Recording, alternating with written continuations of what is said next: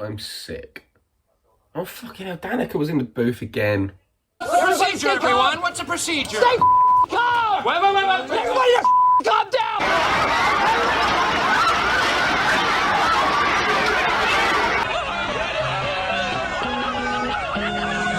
Hey, Elliot, thank you so much for having me again, man. Always a pleasure to be here on the show with you. So, yeah, this weekend we were at Phoenix. This is a track I've honestly had some very, very good experiences with in the past. Track got its first start in NASCAR back in 1978, hosting a lot of lower division races. But it didn't actually appear on the NASCAR Cup schedule until a decade later in 1988. Won by none other than Alan Kulwicki himself, bringing home the first ever Cup win at this track. Following suit the following year in '89 by Bill Elliott and Dale Earnhardt Sr. back in 1990. That's three big heavy hitters. If we go down the list a little bit more, we'll find a couple by Davey Allison and Mark Martin and Terry Labonte, all of some of the best names in NASCAR. So, what happened? Well, let's get into it. Let's talk about this week's events here at NASCAR Cup Dates. So, this weekend, we're at Phoenix, and there has not been a single good race there. Since it was built, it's boring, it's follow the leader, nothing ever happens, you can't pass, you can't set up a pass, and it was made for IndyCar, so obviously NASCAR had to take it. Now, this week actually starts way back at the beginning, where it was announced that not one, but two Formula One world champions would be racing at COTA, with one of them being Jenson Button, said he would run Chicago and Indianapolis. Now, given out that 15 cars been on road courses with Joey And, I'd say he's alright. It's just everywhere else where they build. No, it's just Cody Ware. It's just Cody Ware. Kimi cold as balls Raikkonen, the Iceman, the man with the same expression for everything. I bet he finishes with that expression. Just an honest assumption. He's going to be there and all. Project 91 is back. So Kyle Petty made some comments about Ryan Blaney over the week. To summarise, it's been a bit shit and hasn't lived up to the hype. Now, that's an opinion. It's okay. You know, it's what Twitter's for. Except he then went on to compare him to Casey Kane, which is obviously a war crime. So Count Tracer on Twitter posted a photo of Casey Kane in front of his trophy cabinet, which, in all fairness, is about twice, 3 times the size of Kyle Petty's.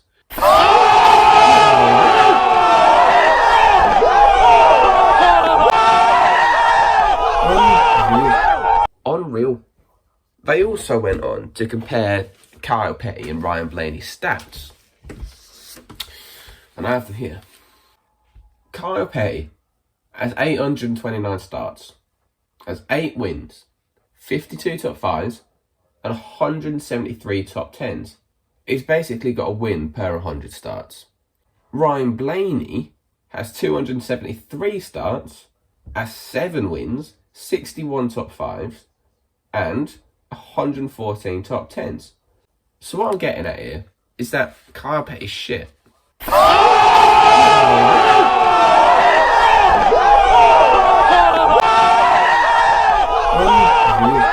But he didn't stop there, because Kyle Petty had to go on Twitter and have his opinion, because we value people's opinions. Apparently, until they get called Casey Kane. So we bring back this book to everybody who has voiced your opinion here.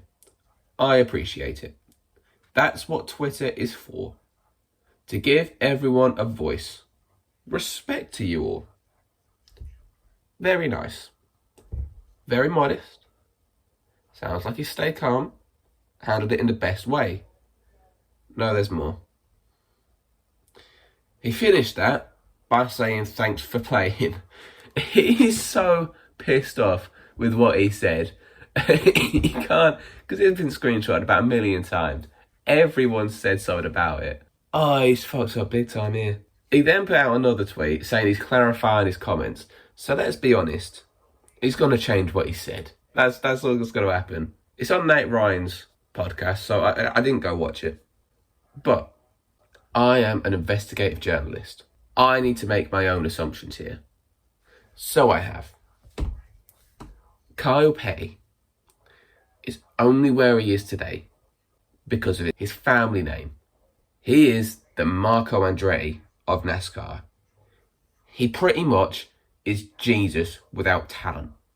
Now we reach stage 1, and I'll be honest, I was away living my best life. So I didn't actually get to watch the race because I was on my way home. So Dan's going to take this one. And be nice, it's the first time he's done anything like this. And we're off to the races. Green flag drops here at Phoenix, and we have a Hendrick-dominated front row with Kyle Larson and William Byron. Now, honestly, these guys are becoming the face of Hendrick, and I'm really, really ecstatic about that. Even with Chase Elliott being out, you almost feel like he's kind of being pushed to the side. Good for Willie B, man. Very good for him. But let's get back on track. This was a very, very simple flag-to-flag stage. Green flag all the way to the green checkered flag. Hendrick dominated up front the entire time. Had some speed out of RFK again. Real happy to see that. But coming up from the back of the pack is the number 4 car of Kevin Harvick. And don't forget, 9 wins here. This man knows this track on a level that Jimmy Johnson knows Dover. It is fantastic to see him charging up to the pack, but very simple stage, nothing really to write home about. Stage 2, a little bit more of the same here. We got to see much more of the low downforce package in action with cars really trying to make moves on each other. But William Byron said it early on, these cars are very hard to pass with here. So NASCAR is going to need to look into this low downforce package going forward. What else did we see in the stage? Eric Almirola completely losing it, coming through the dog leg. He hit so hard, he broke the wheel in half. The entire back end of his passenger front wheel completely shattered, just splitting off the back. The amount of force that takes is extremely, extremely high. So I'm really happy he's okay. I don't want to see Eric Almirola in another wreck like he had a while ago where he had to get torn out of his car. So happy to see he's okay. Unfortunately, this low downforce package is a little bit too much for these cars to produce high quality racing on this track. And I got a lot more opinions to say about Phoenix coming up in just a little bit. Right, I did get to see stage 3, and all I really saw was Kevin Harvick was closing in on the Hendrick boys, past the Hendrick boys, and was just driving away. Had a bit of trouble with lap cars, but everyone does, every race. Phoenix is so boring. They brought up the stat that Harvick hadn't finished outside the top 10 there since 2013. They also showed what a lot of the young drivers were doing in 2013, so I thought we could do the same.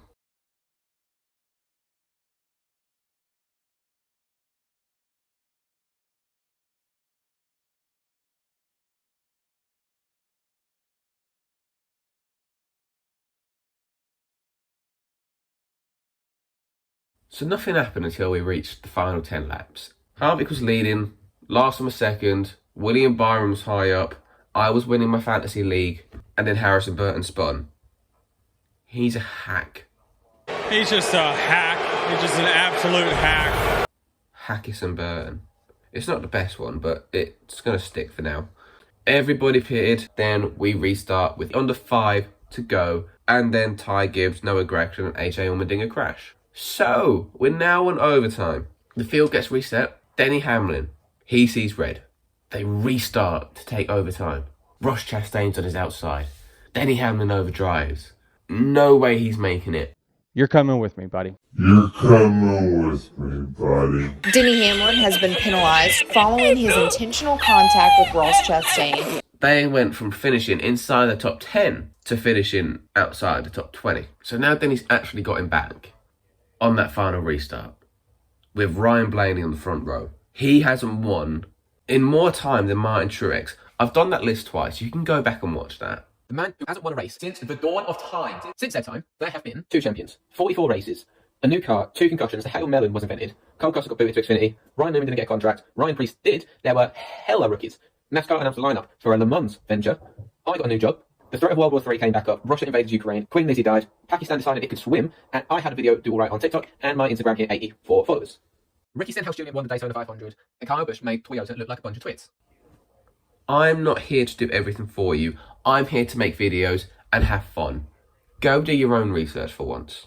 It's on my TikTok, it's on my YouTube, the new channel that you're watching now.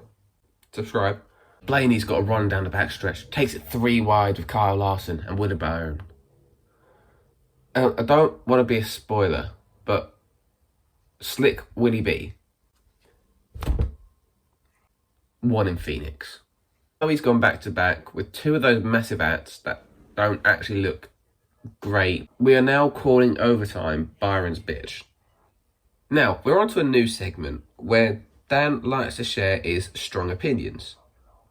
So we've given them the name, Dan's strong but not offensive, extremely considerate, I hate Phoenix, NASCAR is stealing money from us. They are literally laundering the sport is dying diaries.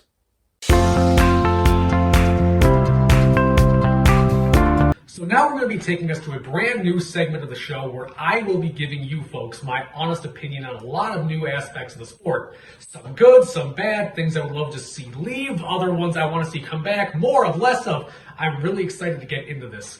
So, without further ado, we're going to be talking about Phoenix as a whole. What do I think of this track? Where do I think it needs to go in the future? Well, let's get into it.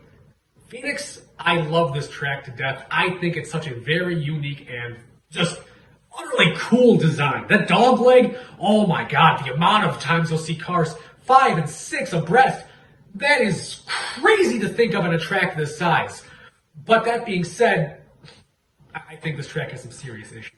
The quality of racing it produces as a whole is average at best. NASCAR, I think, needs to say to themselves, look, do we really need this track to be our championship race? This is where it all comes down to at the end. This is the track we choose. If I think we're going to have a championship track locked in any one track, we're going to have to go back 1 week. I want it to be Las Vegas. This past weekend's Las Vegas was more than disheartening, but that's the outlier of the group. The normal racing at Las Vegas is fantastic. Just, in my mind, just Las Vegas, under the lights, Sunday night, the biggest championship race of the year, in the desert in Las Vegas. I think that's compelling stuff. I would love to see it just go to a track like that in the future, but Phoenix, I just don't think has what it takes to host a championship event. It's a beautiful facility, and the racetrack is phenomenal. I just don't think the on-track event is cohesive enough to say, yeah, this is where we need to take this event for our championship. So now, we have to make our picks. And Ryan Blaney may not have won the race, and I may not have won fantasy, but I won picks. It's 3-1 now. And it could not be for the worst track, because it's now a speedway track. So I've just gone Bubba Wallace. Like this, he's one of the best speedway racers out there. He can now hold the lead. And last year, he would have had a chance to win that race if he'd not been shuffled back. So, what I'm saying is, Bubba Wallace has a shot to win in Atlanta. And Dan also has a pick. Yeah. Do your victory lap, Elliott. Harvick has this race in the bag. I don't care what anybody else has to say about that. That man had this race won, dead to rights. I was so close to being 4 for 4 at the start of this season. So, that being said, who's my pick going to be for Atlanta? Atlanta, we can throw all the stats away. This track is so brand new with such a unique quality of racing to it that previous stats don't even matter. I'm going to be going with this race with Kyle Busch. It doesn't matter that he's won back in 2008 and 2013 respectively. It doesn't matter anything about his previous starts and finishes. This track might as well be brand new. They got a sample of it last year, and that racing was just Daytona but condensed. And I think that's a real exciting and potent mix. Who's more exciting than Kyle Busch when he is just back against the wall and saying, okay, boys, let's get it going. Kyle Busch, I think, is going to be the man to watch out for this weekend. The way the Chevys have performed, how can you sleep on them? I think that this man is going to get it done in such emphatic fashion. He is going to get his second win of the year at Atlanta. This is my pick, and I'm going to be sticking with this. So we are officially done for this week, and it's been pretty much anything but interesting. We now go to Atlanta. They've removed 100 miles. I don't know, we'll see how it goes. But thank you for watching, I have to say that. Make sure you go and subscribe. Follow me socials. They're going to be in the bio. And once again, Elliot, thank you so much for having me here on the show with you. Always an absolute blast and a pleasure.